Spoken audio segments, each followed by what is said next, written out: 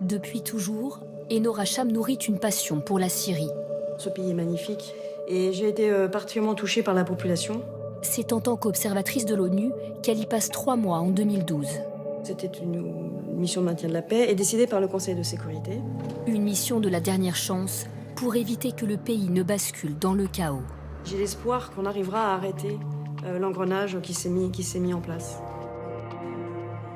Enora Cham est la seule militaire française déployée par l'ONU en Syrie alors que la guerre civile vient d'éclater.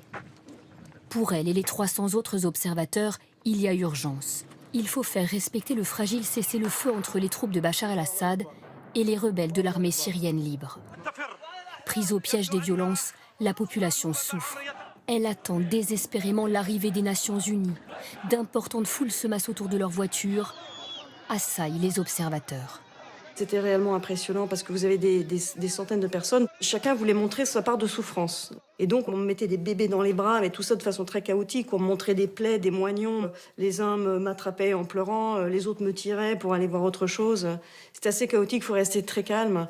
Il faut essayer de transmettre une énergie apaisante. Mais sur le terrain, les combats reprennent. Enora Cham et ses collègues deviennent les témoins impartiaux d'exactions, comme ce jour où un attentat tue plusieurs soldats pro-régime. Les observateurs doivent constituer des preuves et prendre des photos de cadavres roulés dans des couvertures. Je me dis que le moment a été tellement violent que je décide de caresser en fait l'endroit de la couverture où devraient se trouver les visages. Et un peu dans un geste maternel ou féminin ou de douceur. Et le fait d'être une femme permet ces gestes-là. Et ça semble faire du bien à tout le monde. Malgré ces gestes emplis d'humanité, son équipe se retrouve parfois la cible de frappes. En attestent les impacts de balles sur son véhicule et tombe même dans une embuscade dans une province reculée de la vallée de l'Euphrate. Tout de suite, on comprend que c'est Al-Qaïda. Il y a un djihadiste. Il n'arrête pas de sourire et il n'arrête pas de dire « c'est moi personnellement qui vais t'égorger ». Donc il y a quand même un énorme décalage entre ce qu'il est en train de me dire « je vais t'égorger, c'est moi personnellement » et ce sourire chaleureux. Et mon cerveau a vraiment du mal à connecter les deux. Il prenait déjà du plaisir à s'imaginer qu'il allait commettre cet acte. Ils n'auront que le dialogue pour s'en sortir, car les négociateurs de l'ONU n'étaient pas armés en Syrie.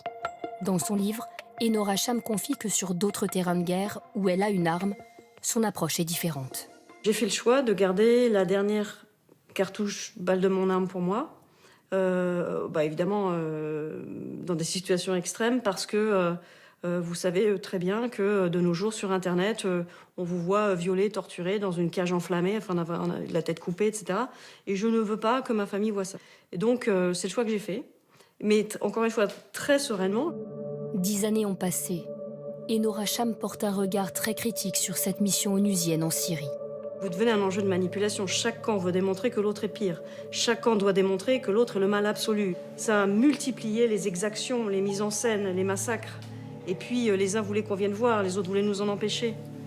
Donc nous avons puissamment contribué à l'exacerbation de la violence. À l'heure où la question d'envoyer les premiers observateurs internationaux en Ukraine se pose, Enora Cham espère qu'ils ne seront pas confrontés aux mêmes difficultés.